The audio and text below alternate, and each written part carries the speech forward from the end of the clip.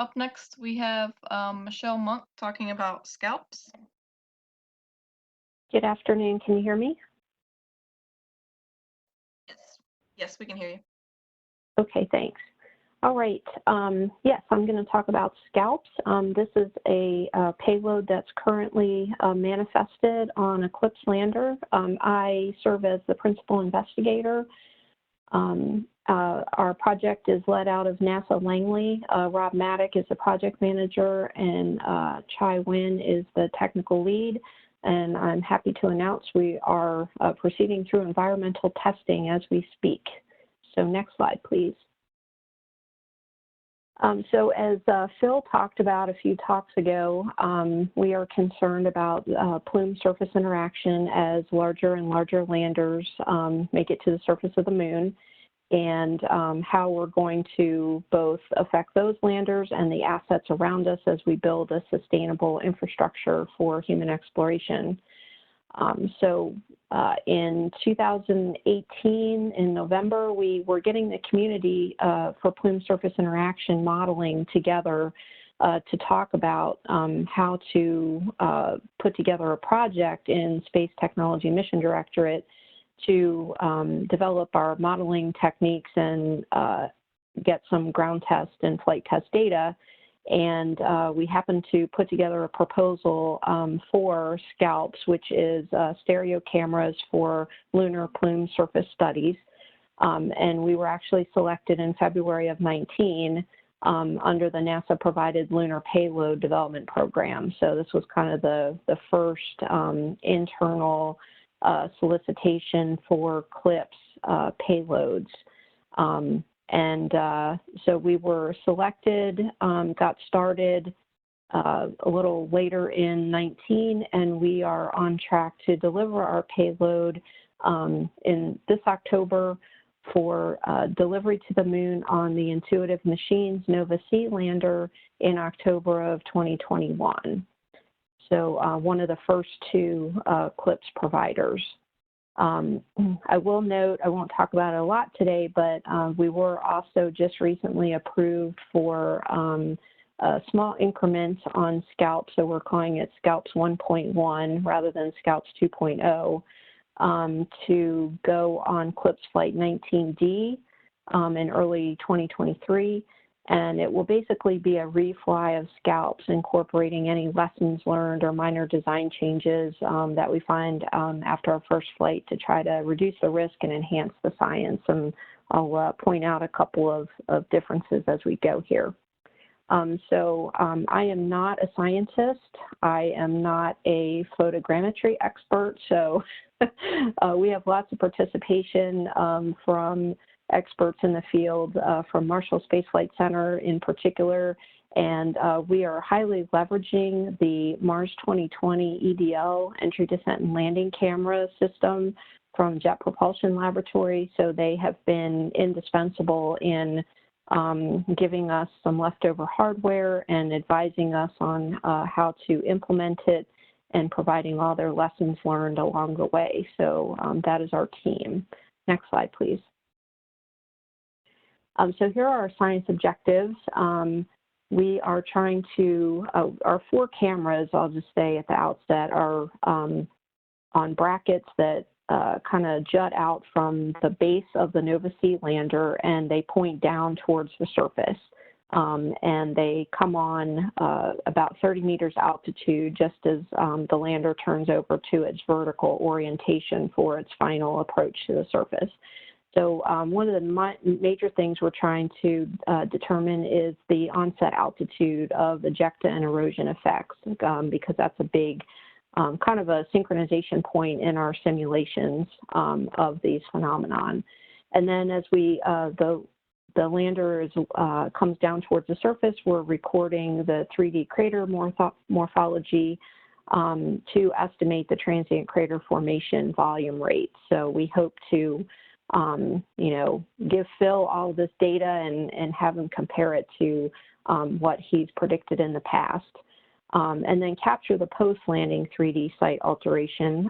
So make sure we capture that nice clear image after we're set down on the surface and the dust settles.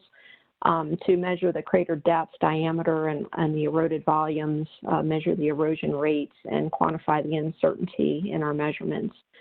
And then from the photographs and videos to measure the ejecta structure, as Phil's done with the Apollo data in the past, sheet morphology, and whatever, the experts can figure out from these images, and then measure dust settling density as a function of time, so make sure we stay on for some period of time post-landing.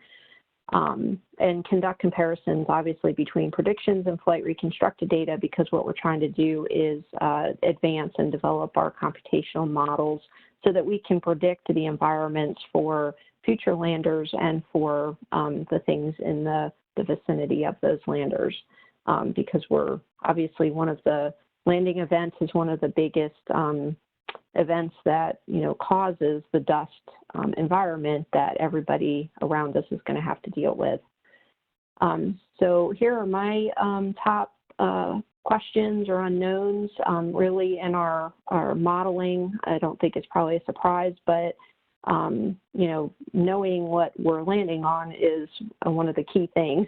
And so SCALPSS is not going to give us parameters such as the bulk density, the particle size distribution, and the particle shape and cohesion. We don't know how far down we need to know that, particularly at the South Pole. As we heard, it might be fluffier down there, but we're guessing maybe somewhere down to a 10 or 20 centimeter depth would be adequate. Next slide. So on the left here, I have kind of the work that inspired this idea. This is from the Mars Insight lander. So my co-I, Manish Mehta at Marshall, and Peter Lever of CFD Research conducted science with the Mars Insight camera arm, or the camera on the arm. We did not have the capability to take stereo images on InSight, but we convinced the science team to move the camera around for us and take about 12 images that overlap somewhat, so we got pseudo stereo. So at the top of the left-hand image, you see kind of photographs, color photographs, and then below you see kind of a horizontal a side view slice of the crater depth that we reconstructed by utilizing these images and photogrammetric techniques. So the bottom blue and black image is what we hope to get under the Nova-C lander as a result of SCALPSS. So on the right-hand side, here's a graphic that kind of shows how our 4 cameras will overlap and give us stereo coverage underneath the lander. So the red diamonds are where our 4 cameras are located, as I said, at the base of the lander, and they stick out to see beyond the engine nozzle. And they're not exactly 90 degrees apart, as you can see. So to get a good stereo image, we want at least 2 cameras overlapping, and in some cases we have more. So we can see all the way out to the 6-foot pads at about 85% coverage. Next slide. And so, okay, thanks. So this is just what our hardware looks like. We're a distributed payload with 6 components, so 4 cameras, a data storage unit to, capture all of our images and video for transmission to the lander and then down to Earth. And then a USB hub that takes all the camera inputs and synchronizes them and allows them to work together. So the DSU is a build-to-print of Mars 2020 EDL CAM electronics. The USB hub was also used on Mars 2020. So in February, we'll see how their system works on 2020 during EDL. And then next October in 2021, we'll actually see our first operation of SCALPSS. So these are fairly short focal length, high-res download cameras. They're commercial off the shelf. So as I said, we are in environmental testing right now. So that's what some of these pictures show. And we are on schedule to deliver 2 intuitive machines at the end of October. And I think that's what I had. Thank you.